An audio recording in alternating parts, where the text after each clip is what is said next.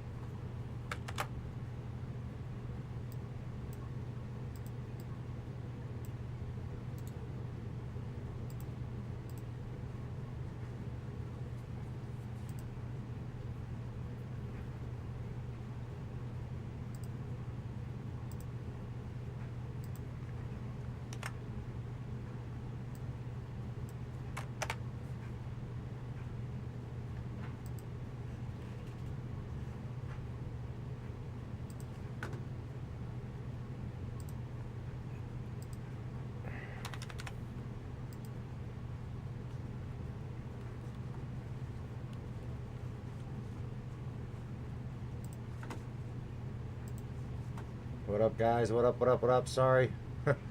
My stream went bonkers on me. I can't even hear myself yet.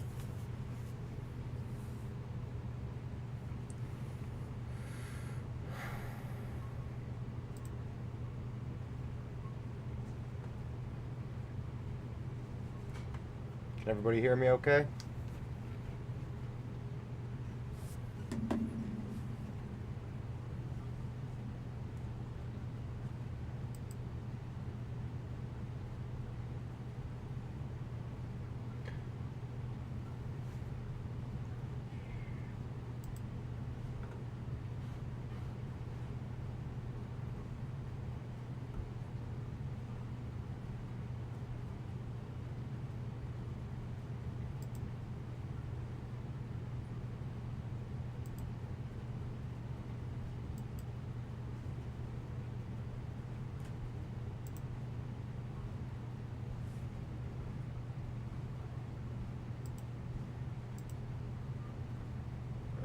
So I can end that out so that way it's not so slow. Now I can make that bigger so I can see. Sorry guys, I gotta get things up and going. I have not done that yet. I am rushing to it. My stream got all jacked up. But luckily for us, we got about 23 minutes. I was trying to do a little bit of DD myself, you know, getting home from work. Ate some dinner and I'm down here now, so let's do this, right? Meta, more PR. More freaking PR. I've been saying we're waiting for the PR train, and I think we're seeing it. So recently we've seen like, well, let's go back a step here. In the last couple of weeks, so since the beginning of May, we've seen 1, 2, 3, 4, 5, 6, 7 PRs. 7 PRs in a month. That is freaking outstanding. Now, grant you, one of them is just the Q1 2022 results, and down here just announcing the podcast. So get those out of there, take 2 out of there. That is 5 still very bullish announcements. Now, they did come out with the 10QA today.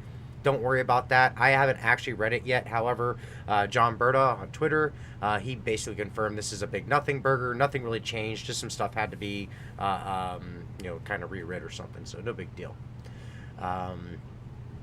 So what's up, guys? Good evening. Happy AWE week. Happy CanSec week. That's actually where George is at. Let's pull up Twitter. Let's take a look at some pictures. Go to metamaterials. All right, here we go. There's George. There's Ken. That might be Cindy right there. I'm not too sure. Possibly. I can't tell. But yeah, that's Ken and that's George. This is someone meta back here. Maybe Oliver Seats. I'm not sure, but he might be at AWE. I don't know. We don't have any pictures of AWE yet, do we? Meta, where's AWE pictures at? I know you're out there. I will be going live for this as well, for the Andrew Mark talk. This is going to be on Friday. I'll be, right here doing it up. 21 minutes, guys. 21 minutes and counting. All right, I want to catch up with the chat here a little bit. Got you loud. Oh, everybody's just saying, yeah, you can hear me. Yes, smash the like button. Smash it hard, but not too hard. Don't break your screen.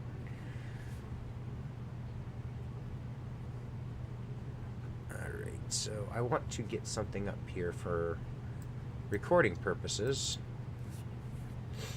So I use Movavi, but I'm getting ready to start learning how to use Adobe.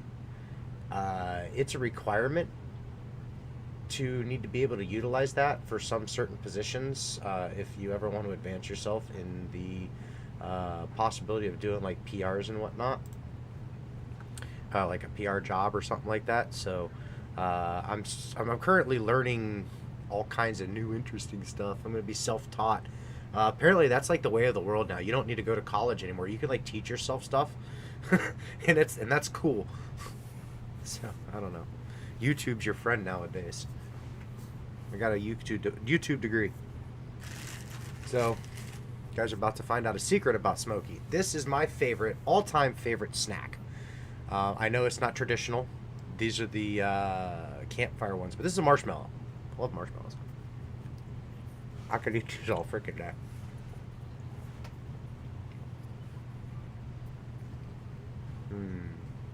Anyway, so marshmallow.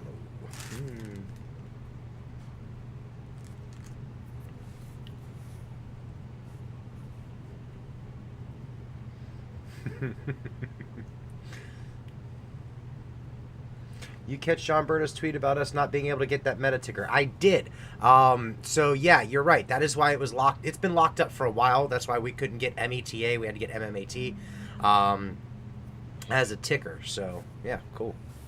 Oh, hang on. I got messages coming in here. Yes, I do. Yes, I do. I love fluff.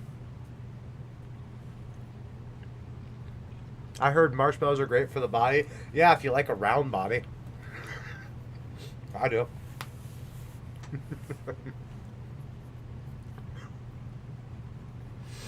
What?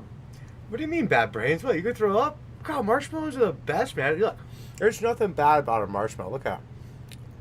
I've actually loved them ever since the 80s when I watched Ghostbusters and Stay Puft Marshmallow Man. I'm like, that is the coolest monster in the entire world. Who could ever be afraid of that? And I happened to fall in love with marshmallows from then on out. Love them.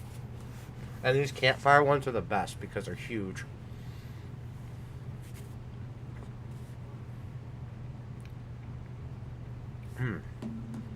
Oh, make sure you share this stream too. This thing starts in 15 minutes. Get out there and share it. And smash the like button. Put some comments, not in just this thing here, but in the actual comment bar for YouTube. Help spread the algorithm really quick. The more people we can get watching this stream, opening up their eyes to what metamaterials is, the better off we are. Remember, the more investors, the better. The more people that can hold the stock for the long haul, the better off we are. Oh, one other thing we need to do. We need to make sure we have some sound. But we don't want to screw it up like we did last time. Let's bring up something that's not monetized or not non-royalty. Royalty free.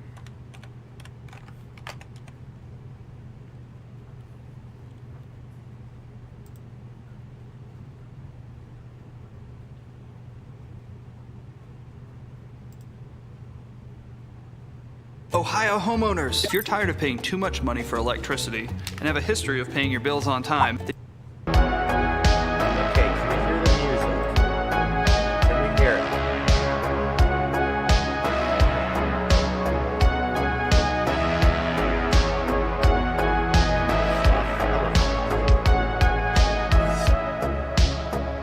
so you can hear that. I actually like this song. We're gonna let it play for a second. This is free of royalties, so we don't have to worry about it. Anyhow, is it too loud? Is it loud enough? What is it? I need your feedback, peoples. I can hear it in my earbud, but that means nothing to me.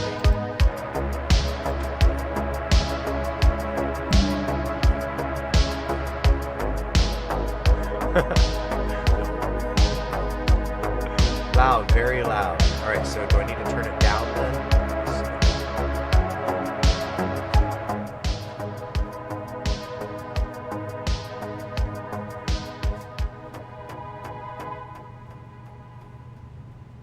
How's that? Is that any better, guys? Can you hear me better and the music less?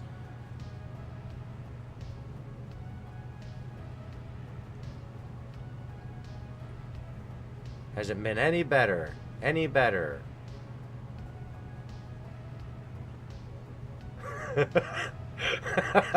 Sorry.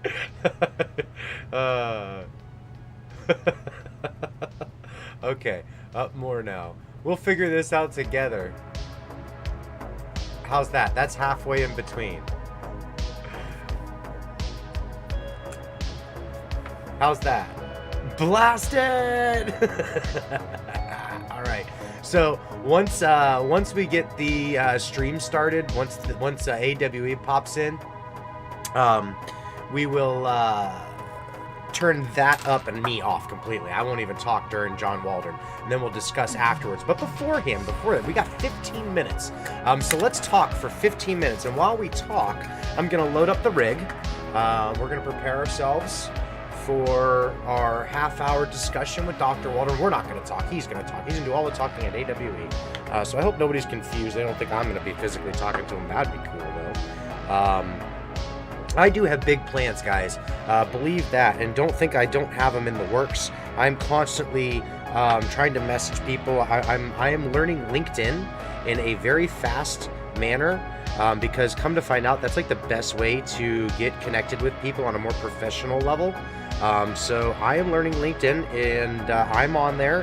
It's easy to find me. I've been sharing all kinds of links, so if anybody wants to know who Smokey really is, I'm on there. It's easy. It's honestly no secret anymore. I'm trying to become a little bit more professional, I suppose, so I gotta let the cat out of the bag. Anyhow, so yeah. I would love to do a live stream with Boss Blunts. I just don't know. I'm not as hardcore as he is. Yogi 2012. I'm not as hardcore as he is. He's extremely hardcore as far as it goes with like the political end of it. He knows a lot about that. I don't. I don't have the ability to follow it that closely.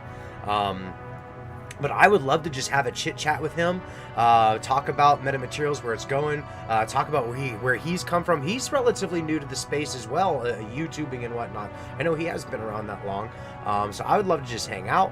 Also, the other person I would like to talk with is Wade Houston, or Houston Wade, I should say. He's awesome.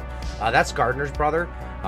But he's been at it for a little while now. He's a huge GME, AMC ape, and of course metamaterials ape, so yeah.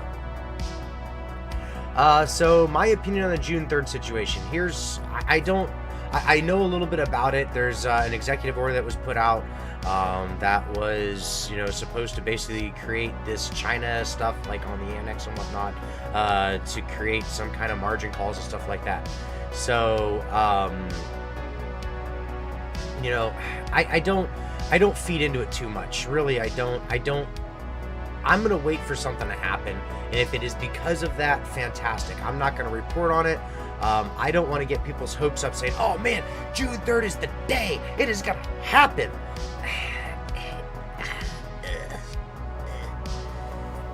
If we know about it, they know about it. Exactly. I hate dates. Perfect, Alexander. I hate dates. If we know about it, they know about it. If you really think that the government's going to let the financial system crash, you're insane.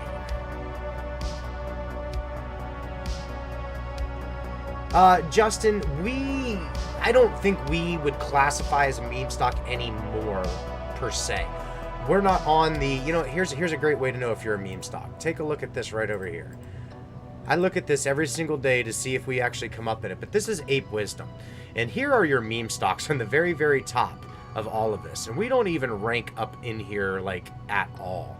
Last I checked, we were, like, down in, like, the 300 position.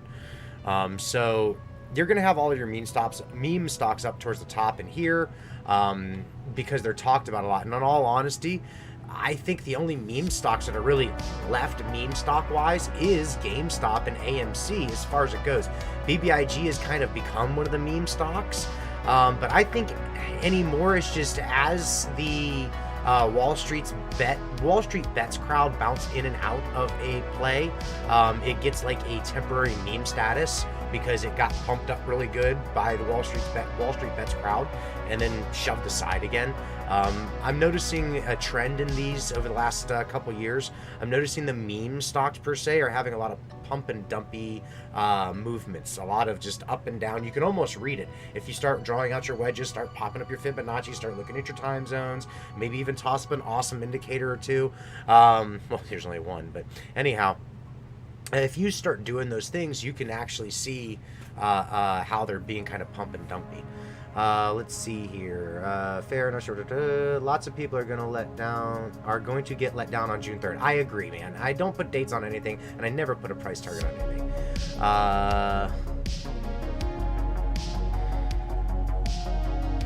Alexander, can you show at Rackra the Fintel numbers on FTDs or Ortex while we wait? Not a bad idea, just to see above for those who have them. Okay, great idea. Thank you. While we wait, we got some great tunes playing in our ears. I'm going to pull this up in a way so I can monitor it. Make sure I'm logged in.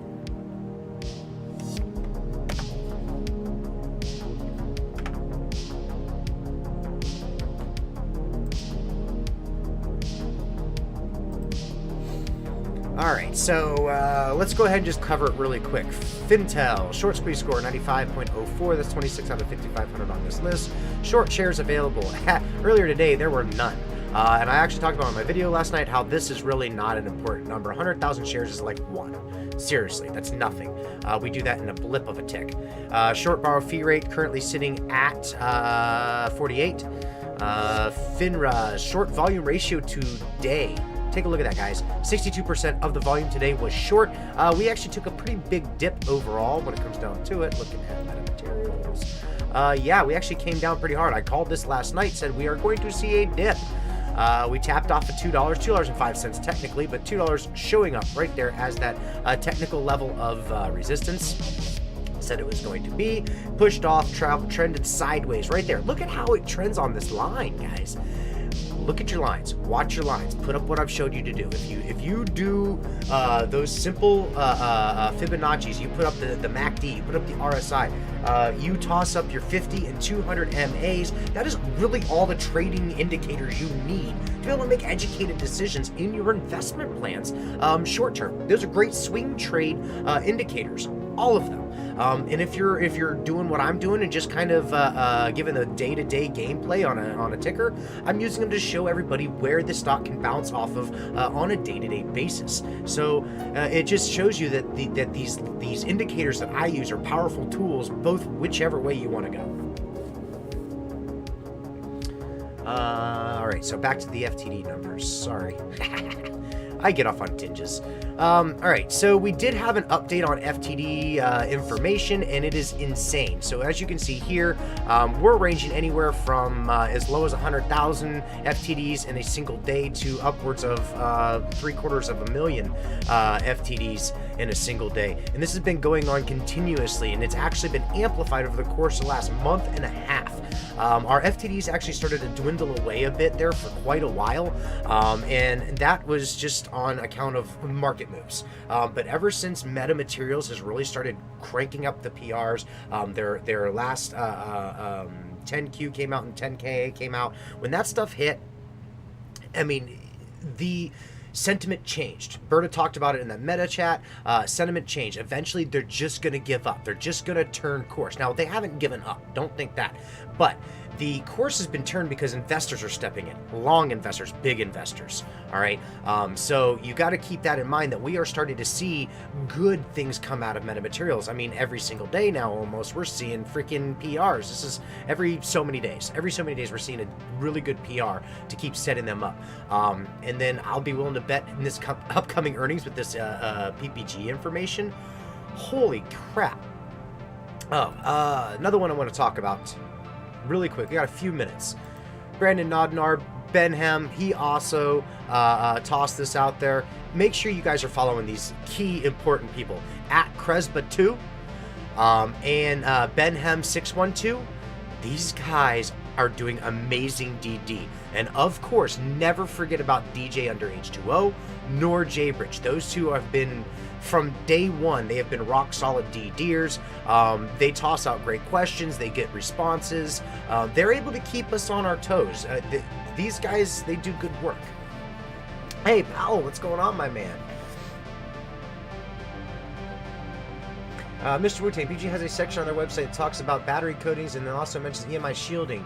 We know Meta can do that. They also mention the work on ID cards and secure docs. Andy, you're absolutely right. And the other thing we need to remember about metamaterials with the acquisition of Plasma Fusion, Dimitri, he has I believe it's a patent or a patent pending on the new battery plates. So he could take a piece of plastic and he can actually plasma fuse the copper or the aluminum to the outside of those plastic plates, creating a lighter weight plate for the inside of those batteries. The lighter the weight, the longer the longevity of the distance a car can travel, an EV car can travel, right?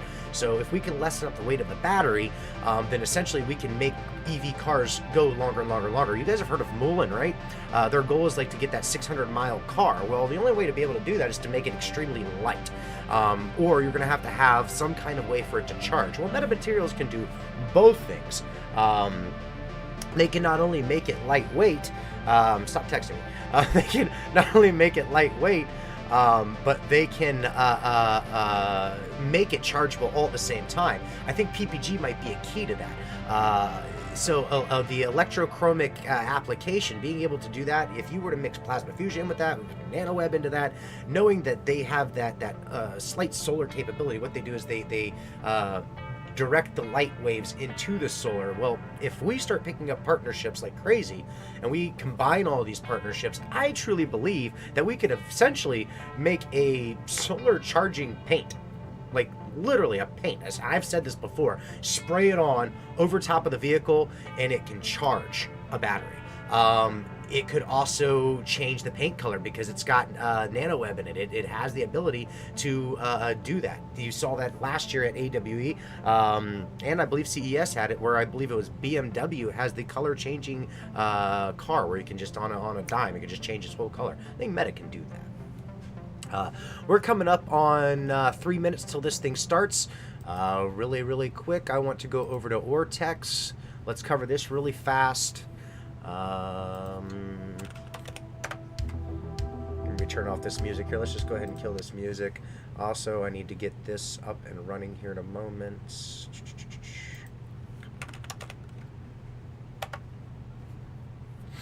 All right.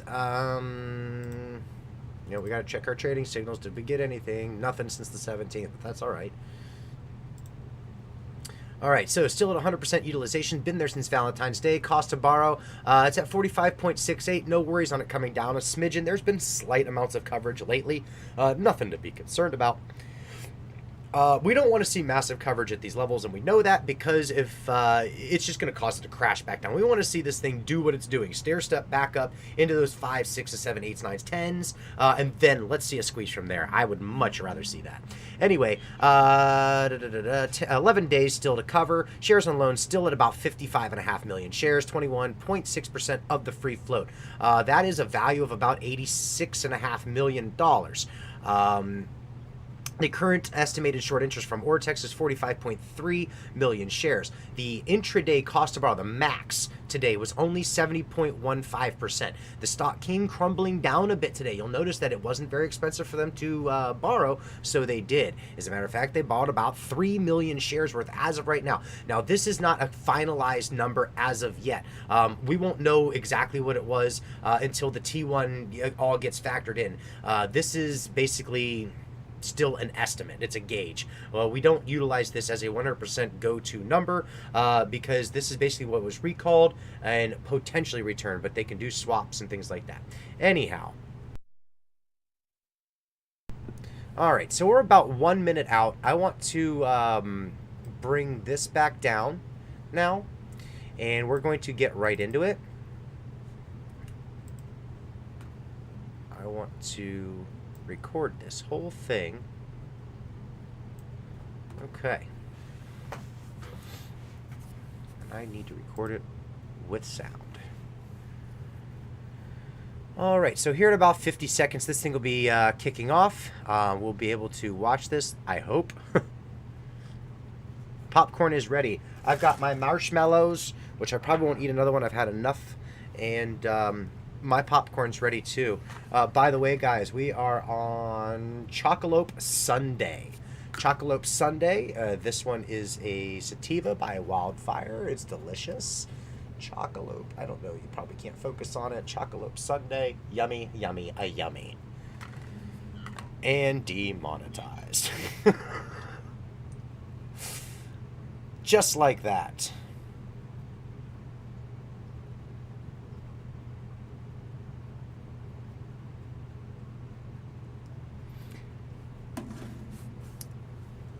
Got 2 seconds.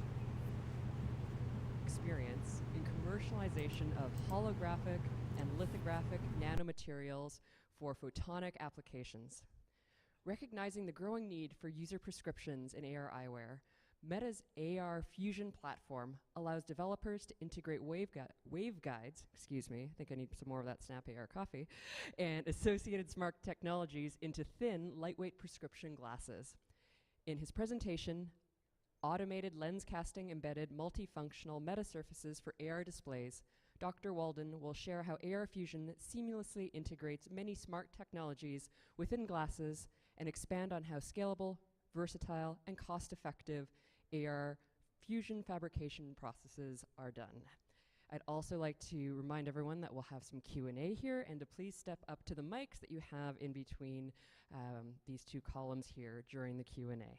Thank you so much, and please welcome Dr. Jonathan Waldern. Thanks so much.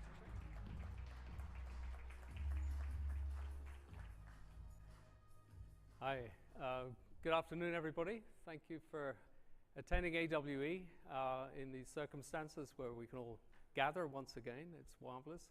I'd like to tell you a little bit about our company, Meta Materials, and in particular the work that we're doing in advancing augmented reality glasses in particular by integrating functionality. We actually, as a company, have broad experience gathered over the last 15 years in metamaterial design, in holographic and diffractive optics, in biosensors, optoelectronics, and a variety of other disparate technologies. And what we're trying to do is to bring that together now around a cast ophthalmic lens platform, where within the lens itself, totally integrated, we can bring unique functionality that we think is going to advance AR glasses further than they've hitherto been done before. And in this talk, what I'm aiming to do is describe really how that works and how these smart technologies come together to really permit that. And these technologies can include 5G and 6G antennas built in that are totally transparent, eyeglass displays that have eye tracking and other electrochromic type films such that you can dim from the outside world and hence not have to generate so much ambient lighting in your projectors, reducing bulk, reducing power, et cetera, et cetera. So these features are really critical if we're ever going to get to that encompassing pair of Warby Parkers that we're looking forward to. And our tenet is that it's fundamental material science and material systems that will enable us to do that. So we design and develop these and fabricate these metamaterials. We're probably the first company in the world under the banner of metamaterials. We went NASDAQ last year and bring with that the promise of these unique structures which are at nanoscale. So you're engineering materials here operating at nanoscale to do things that cannot ordinarily be done with conventional materials. And the other distinguishing feature is that we're already at a roll-to-roll process with these materials. So it really offers the opportunity to have a tremendous price point where we can actually deliver this technology to the masses, for an appreciable price point. So AR fusion, as we call it, really is the combination of this metamaterial science plus the ophthalmic lens. And as I mentioned earlier, we can combine these metamaterials to, for instance, reduce eye glow, so you don't look like an autonomo when you wear your AR eyeglasses. And dimming layers, I mentioned earlier. Holographic reflectors is one that we're a little bit famous for in the aviation community, having developed glasses along with Airbus so that all their pilots, as they land, can actually avoid laser flashing, which is very dangerous, as you know. So if you look at these AR smart glass requirements, they're really quite stringent. The glasses have to be, as I mentioned earlier, extremely comfortable, large eye box, always on, 24/7 use, or at least in terms of workers, at least a full working day, all day usable. They have to be rugged. If you've dropped them, they're not going to break. And critically, as I mentioned earlier, you have to embody technologies that can truly be delivered in volume and at a reasonable price. And that doesn't include some of the more esoteric technologies that are currently done at wafer level. So everything Meta do is fundamentally at the film level, offering this scalability and opportunity for that. So providing a prescription optics capability in the actual lens is fundamentally, right from the get-go, a difficult task. You have a classical optics industry providing optical solutions, ophthalmic optical solutions, that is extremely well entrenched, extremely efficient in delivering your glasses. How on earth can you compete with that? Well, it turns out that our acrylic UV curable lenses do compete. In fact, they compete very well, and I'll come on to show you the machine set and the tool set, which is largely roboticized, that can accomplish that. So we can actually manufacture very high quality acrylic lenses to any prescription and provide every prescription. And that, it turns out, gives us a very unique advantage. Because if we're to tailor a display to somebody's particular prescription at the same time as doing that prescription, we can align the films and create a display that is fully customized for that particular client in that regard. And I'll come on to show you how we add these other functionalities. So the lens casting system that we've developed is actually in several stages. We have over 2,000 sets of molds covering all the range of different prescriptions. These are loaded by a robot into the system, where we then inject monomer to actually UV cure it and create the lens itself, the plastic lens itself. After that, we go through a couple of steps, but largely it doesn't need too much refinement, doesn't need too much resurfacing or any other treatment. So we have a natural advantage in creating a lens that's already at ophthalmic quality almost from the start. And you can see some of the machines in action here. It's a very neat little line that we have. Has a capacity, which I'll go into in a moment, showing you. So the mold is selected from the library that's held in the repertoire. The monomer is then injected through 2 halves of these casts that are casting the lens for the particular prescription. And once the monomer is filled up in between those 2 casts, it goes in for curing. One of the unique things about these lenses also is that they suffer from very little birefringence. And you can see here then we separate out the two molds, revealing the lens, and go on to do a final heat cure on that. So this line is very automated, and you can therefore dial in the individual prescriptions and deliver the lenses at the output. It also has a fundamentally high throughput, which against some alternative methods of casting lenses used for augmented reality, we have a natural advantage. We have a high throughput from this casting system that isn't exhibited by other methodologies of printing lenses or doing them in a different way. And because of the very controlled UV polymerization that we have in the cast system, we get a very high quality product at the end of it, which is nice. And of course, you can see some of the advantage here where we can incorporate, which I'll come on to show in more detail, dimming films, sensor films, holographic films. All of these requirements are needed in AR as we go forward for eye tracking and various other control parameters. Many of these we've accomplished with our company, with our customers so far. So lens casting has production efficiency. It has very little offcuts and residual throwaway materials. It enables new products by being able to cast the materials into the lens, which I'll go through in a moment. And it allows you then to have active functionality within the lens itself. You can see here this keynote figure, 80 lenses per hour with one machine. Obviously, you can get more machines to accomplish this. It allows us to come out with lenses that are highly functionalized for AR with the display that are very cost competitive and totally transparent. And that's the other keynote feature of everything we do here, which is essential if we're to make effective AR glasses. So you can see here, just in the middle position there, which I didn't show in the video, where we insert the films and they're literally cast in situ and electrically connected, as I'll come on to explain in a moment. And afterwards, the molds are released and they're slightly cleaned and then reusable. So everything is reusable in that respect. So we can incorporate waveguides. We have a very active program in a unique type of holographic combiner.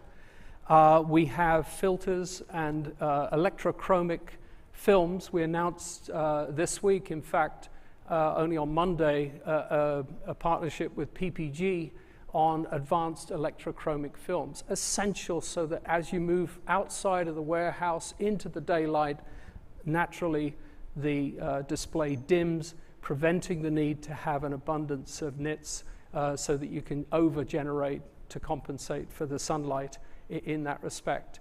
You can see here in this example of embedded holographic combiners, this is an area of excellence for our company. And with regard to that, I won't go into too much detail here because it's a whole area in itself. But my colleague, Andrew Mark, who's our Director of Photonics, will be having a talk on Friday, especially with regard to what we've been able to accomplish with these advanced displays. We're in partnership here with Covestro. And what's unique, and for the first time I can announce it publicly, is that we're now using Covestro material, holographic material. For those that are involved in holographic displays and areas, this is a big deal where we've been able to move away from the films that they've traditionally used to having liquid material, much higher quality, much higher specification in that respect. So incorporating holographic combiners, whether it's surface relief, whether it's other types of volume holography combiners, perfectly fine. We can incorporate air gaps, mesofilms, and various other structures to enable that in our glasses. One of the things you'll see right here is that we've been able to cast extraordinarily flat substrates. This will be competitive against Schott and Corning with regard to the base substrate used in waveguides. So we literally cast a flat with very, very high surface flatness and is suitable for incorporating then as a waveguide into the lens itself in that respect. NanoWeb is a kind of companion technology that we have at Meta, which is now a metal mesh technology. This is a nanostructured conformal metal mesh, and it directly competes and to a certain extent in these applications is far superior to indium tin oxide as a conductive material. Why is that important for AR? Because it gives us a fundamental substrate now to make what we incorporate into the lens an active device, an active focusing lens, an active electrochromic initiator, so that we can turn the display that the user sees completely dark. And fundamentally, it is extraordinarily transparent and also exhibits properties such as only 1 ohms per square, which is almost impossible with an ITO metal film. The other big attribute is because imagine like a mesh can be conformal. We can wrap it over the lens. So this form of electrification, so to speak, within the lens itself is not only totally transparent to the user, but critically can be conformed around the actual surface of the lens during the time of fabrication. So this allows us also to pre-pattern circuits within the lens at the time that we create the mesh. So it's kind of lithography for free, so to speak.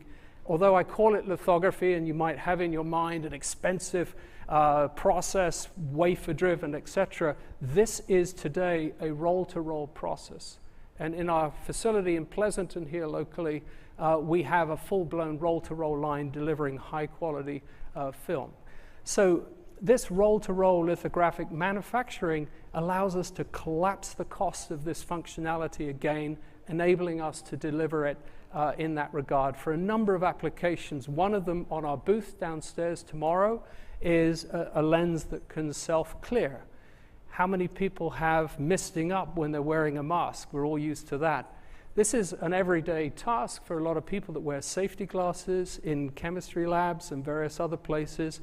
This is not just a problem of this time, so to speak. So you can see on our stand that we can instantly clear a lens of any fogging, which is great for divers, great for any skier or snowboarder here that might like to have this facility, but critically with very high electrical conductivity, which means that we keep the power supply and the battery supply to the absolute minimum in that respect. You can see some of the other examples here where we have an array of cameras, so we can look at your eye for eye tracking. And embedded within that is the circuit itself to route all the data back. So the circuit is printed at the same time that the NanoWeb is created, which is a very unique capability that we have at the same time of processing. Electrochromic dimming, I mentioned earlier, we announced a partnership with PPG, who have excellence in this area. Have you ever heard of transitions in lenses? That's PPG. And so we're working at the front line with them to rapidly bring this capability for dimming to the AR marketplace in glasses for a whole variety of different customers across the board. And then finally, we're exhibiting for the very first time here at AWE 2022 a 5G antenna that's totally built into the lens. So why would you want an antenna totally built into the lens? Surely you can have a little antenna like you have in your cell phone along the leg of the lens. Well, it turns out that's a large surface area, and it has extraordinary gain characteristics for that antenna. And if you can't see it because it is totally transparent, you can have large antennas in each eye. 5G, 6G, up to the highest bandwidths capable. And why is that important? Because then we can start considering potentially other architectures which has a direct high bandwidth link with respect to transmitters in the room or transmitters in the factory or transmitters at different locations in say, your home with that in mind. Because now we don't need to have the computer in the glasses.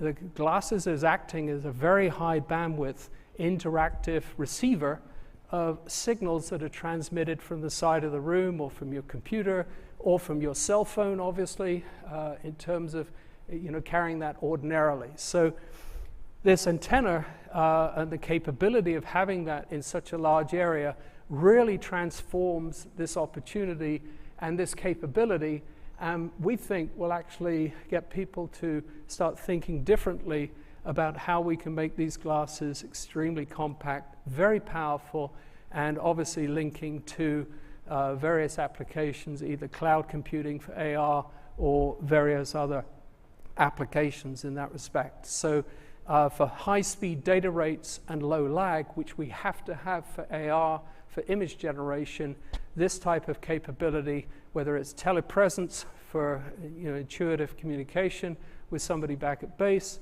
or whether it's for full stereoscopic AR applications with overlays, either way, this is the type of capability that can enable that, we think.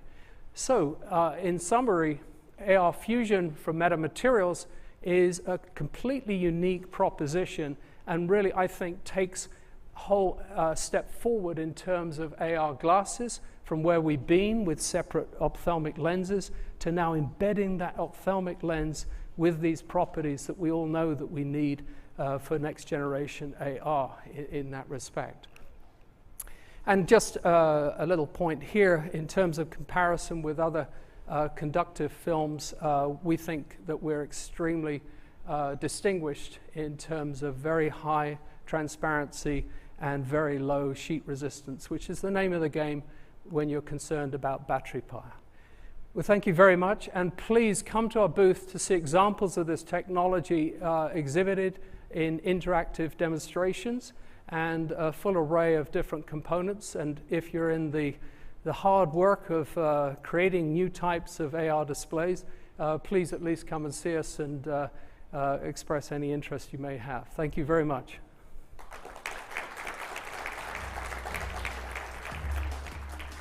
If anybody has any questions, I'd be more than happy to address them whilst we're here.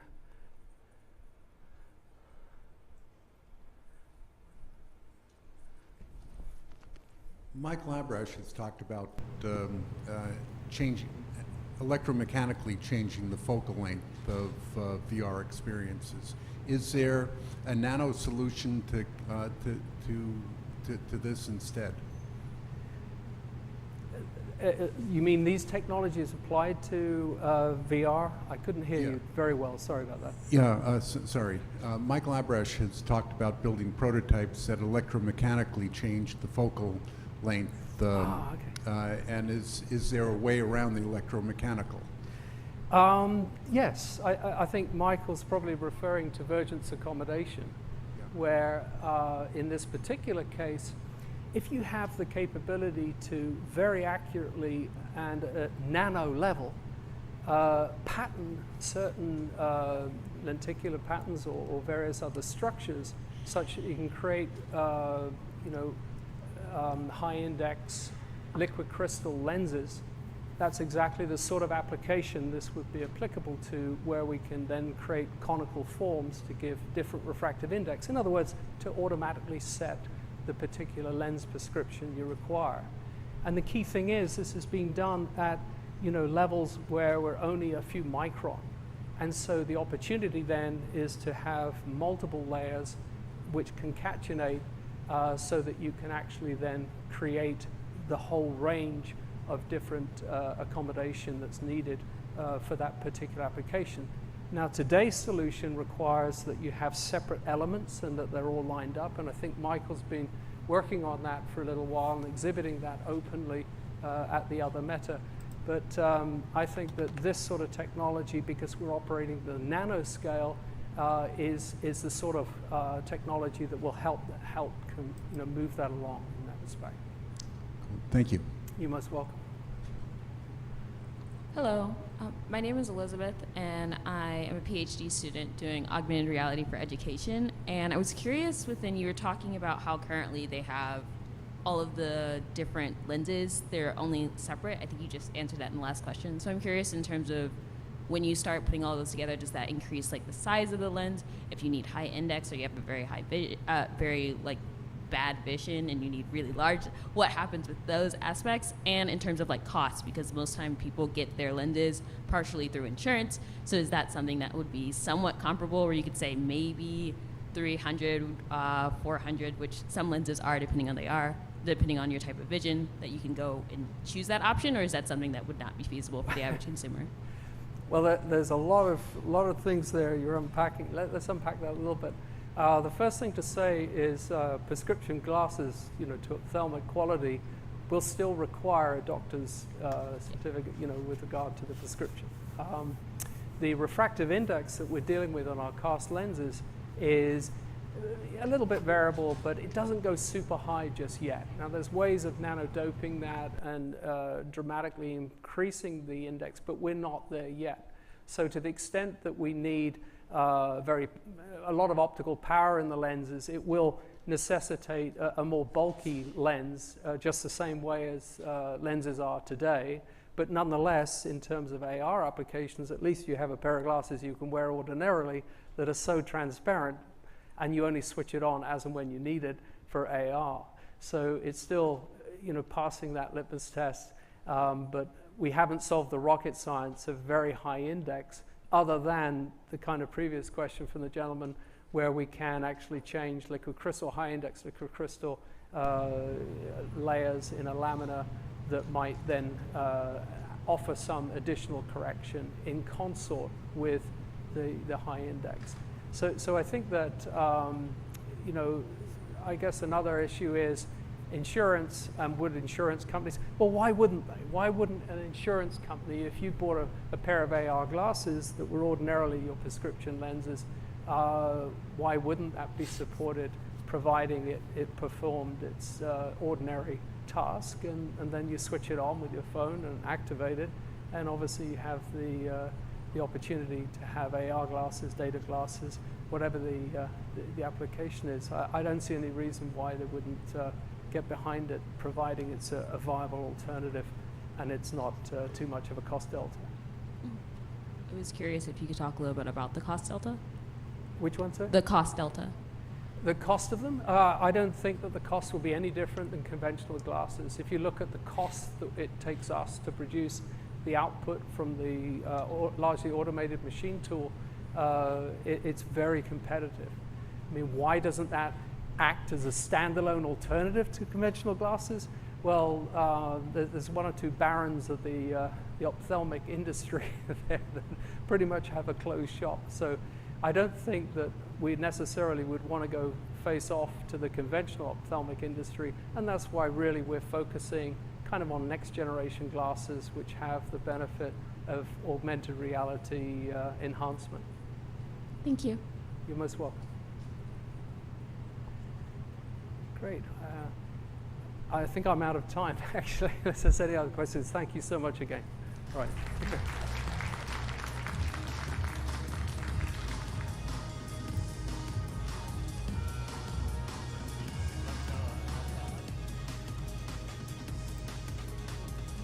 All right, so I do have a question for him, of course. Of course I have a question. Eye tracking. That's what I want to know about, some eye tracking.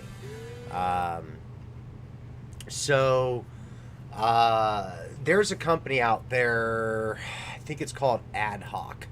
In fact, they're at AWE. Let's look them up really quick. Ad Hoc, I believe. Hang on. Eye tracking.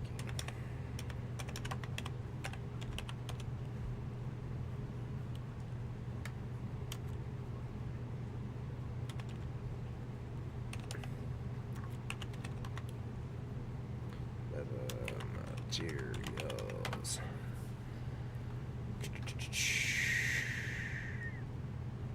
Yeah, of course I'm not going to be able to find it this way.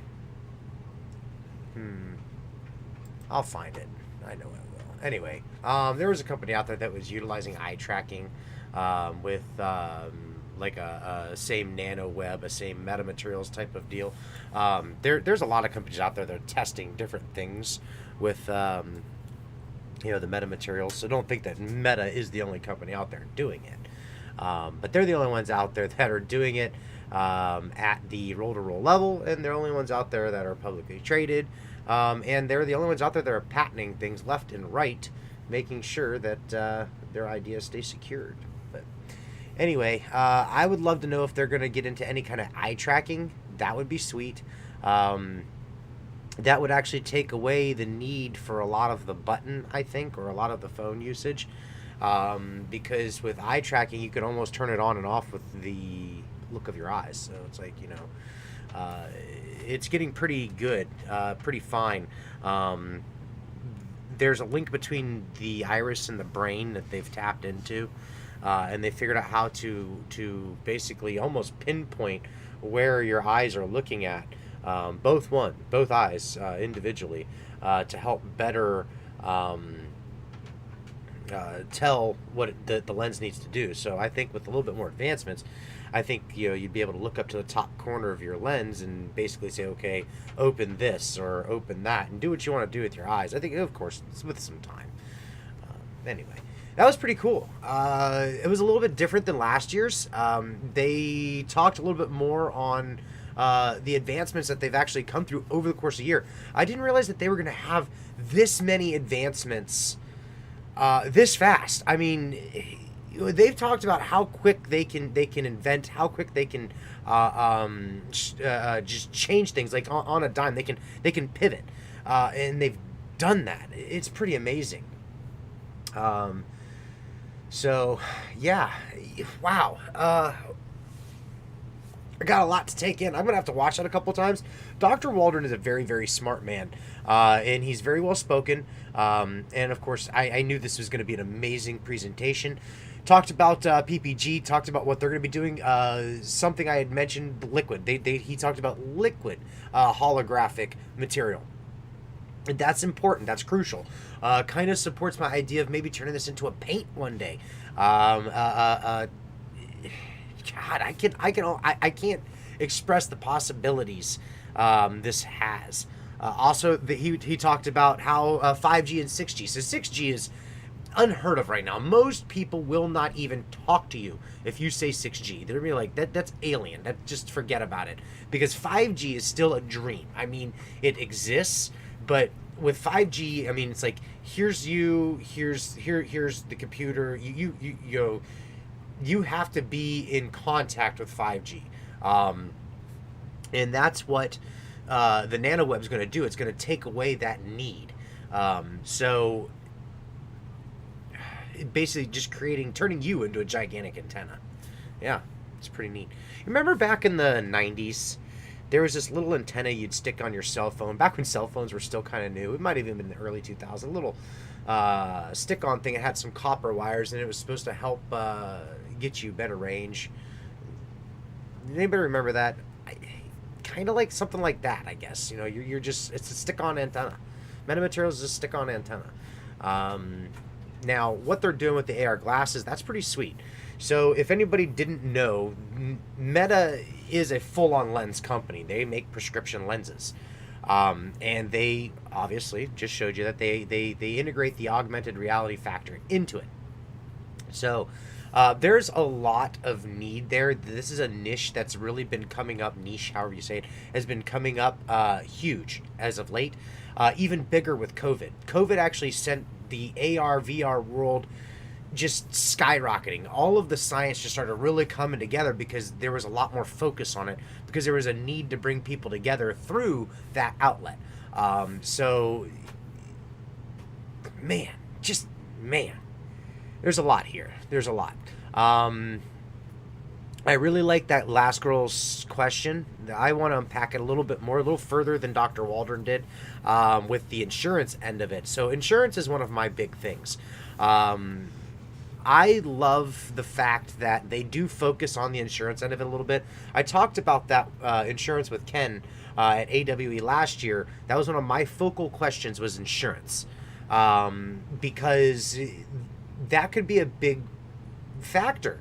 If So right now you go out and you buy your HoloLenses, you go get your Oculus, you go get your whatever. I can't think of all of them off the top of my head. Anyway, they're not prescription grade. You can leave your glasses on underneath them. You can take them off if you want to. They're not prescription grade. You'll never get an insurance company to pay for it at all, ever. But with metamaterials, you're allowing for that augmented reality space to enter into the eyewear industry, just your regular glasses. God, I'm blind. There is a reason for the insurance companies to at least give you partial coverage. So they may not pay for the full amount because there's going to be a significant cost increase. Now, here's what's great about this. Your insurance company may not cover the full amount of a prescription lens. However, if those lenses are work associated, so if you need them because your job requires you to be able to utilize AR lenses on a regular basis, and there are companies out there that actually have this. My wife works for a company such as that, where they utilize a HoloLens, the Microsoft HoloLens, to aid in technicians out in the field. She works in an office, but she can show a person how to do something with the aid of this HoloLens right there. They can do that, right? Metamaterials has that ability to do that.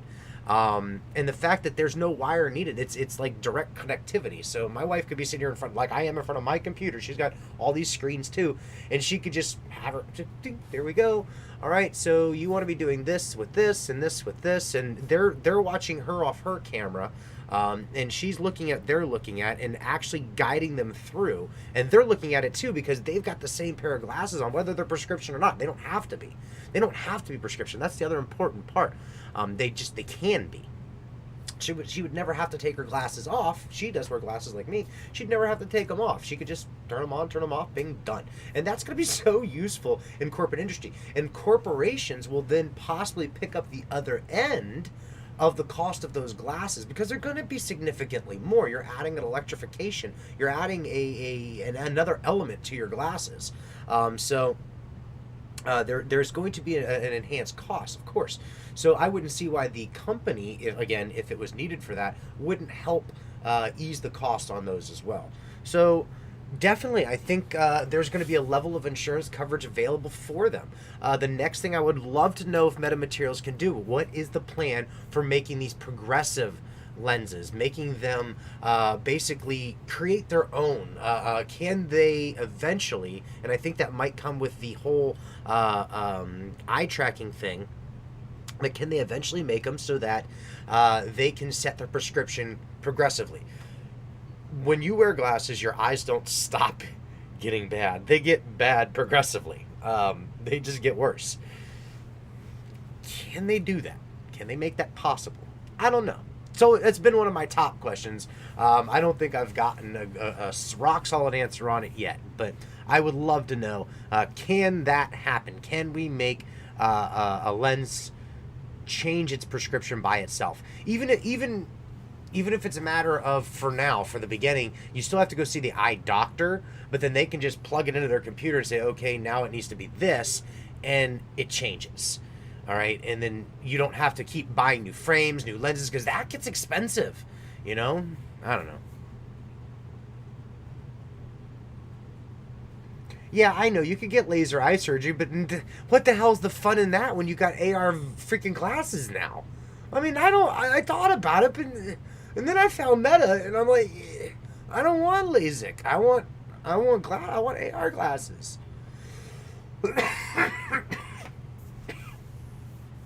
But Trucker Mike, I want AR glasses. I want to walk through the mall and see people's names, know things about them, stuff like that. Got something stuck in my throat. Oh, that's better. That's better. Okay. So, anywho, yeah, that was freaking awesome, guys. Now, I am going to be, again, I'm going to be doing this Friday, again, for Andrew Mark. Rajeep Pala did the one last year, not Andrew Mark. So I'm very interested to hear what he has to say. And that, again, that's going to be Friday. Let's see, when is that? AWE. That's already over. Yeah, confirm. Reception.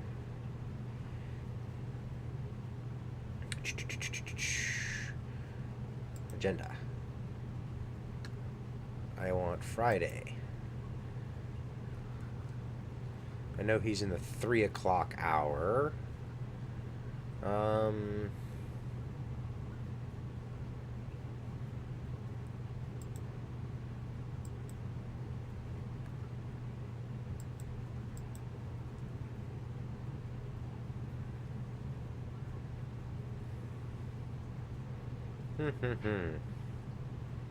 Maybe not. Oh, yeah, there he is. XR enablement right there. All right, so he is at 3 o'clock their time, so that's going to be 6 o'clock my time. I will be, like, barely booking home, getting in here to go live for this. So just be ready for that. Again, that's going to be Friday to listen to Andrew Mark talk about the prize of functional, lightweight, all-day wearable smart glasses. Remains as exclusive. Yeah, there it is. Keep going down. There we go. Right here. I'll be, of course, putting out a Twitter post and a stock Twits post and everything else to, post the live. Anyhow, what else do we want to do really quick? Let's take a look at the overall market, what's going on. So we didn't really talk about the indices. SPY. Again, all right, so yesterday was basically a flat day. Everything went down about 0.5%. Today, again, everything went down overall after its bounce about 1% overall. So not a big deal as of right now. Minor pullback after ending a major drawdown from last week. Last week being the breaker, I guess, of the drawdown, I should say. Last week, the breaker of the drawdown. So, I don't know. 2 basically flat days-ish in the overall markets. We did come down kind of hard. Pretty good short attack there. Again, busting off of $2. Now, always remember, when we tap off of these levels of resistance, this is not all shorting. Not 100% is shorting. You're going to have day traders that slip in and out of this thing.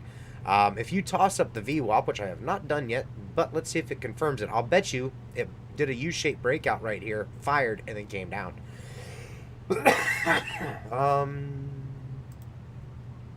Yep, look, came below the VWAP, dropped below the VWAP, and then broke out and go. Now, 1 minute.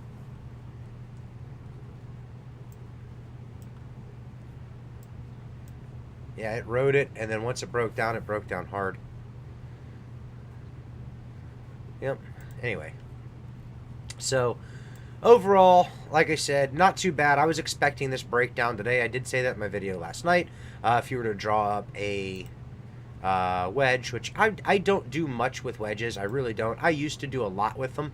But if you were to draw up a small wedge, which you could do, you would expect a breakdown right there, because right there, and it's gone.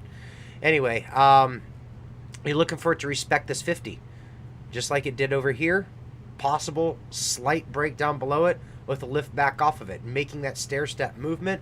The other thing you want to do is pull out. What have we done? We have made a cup and handle, guys. Right there. Cup, handle. So even on the long term, we've got a really, really bullish indicator happening right there, just the way that the actual ticker moved.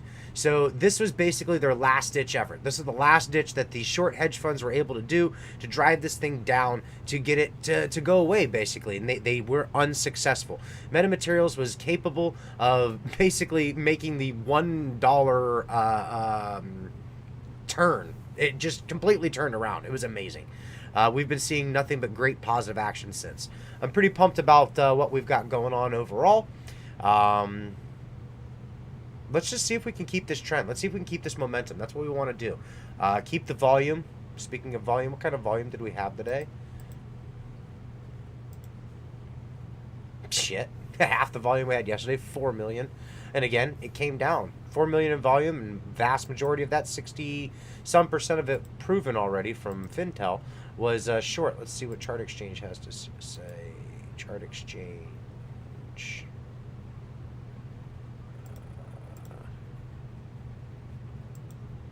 They haven't updated all the way yet. As you can see, not everything's there.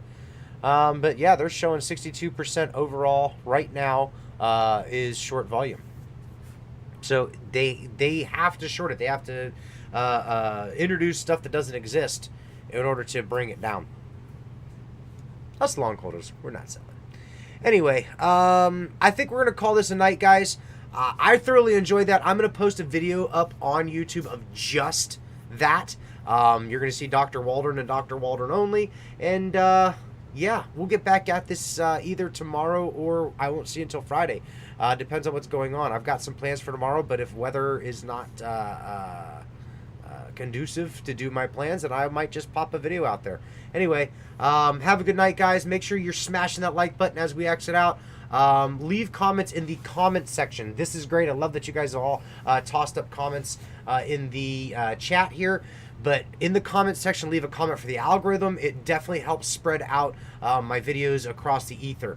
Other than that, I had a blast, guys. Thanks for stopping in. Thanks for hanging out with me. Peace, y'all.